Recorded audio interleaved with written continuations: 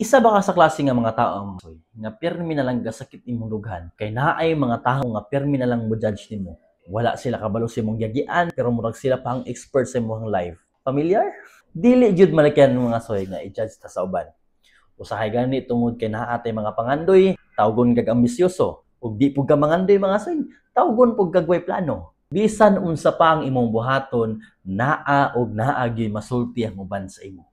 Kay mauni ang tinuod mga soy.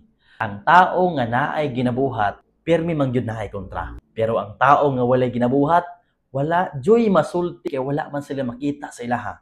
Dili kinahanglan nga mosunod ta sila una-una. Kay sa katapusan, dili man sila ang mutabang nimo kung maglisod ka. Dili sila ang naa kung nagproblema ka. Busa kung ginajudge ka karon, smile lang. Smile lang. Kay mas maayo pang i-judge ka nga naningkamot kaysa i-praise ka nga walay nabuhat. Remember, their judgment does not define you. Your actions, your consistency, your growth, maunay mo define mo.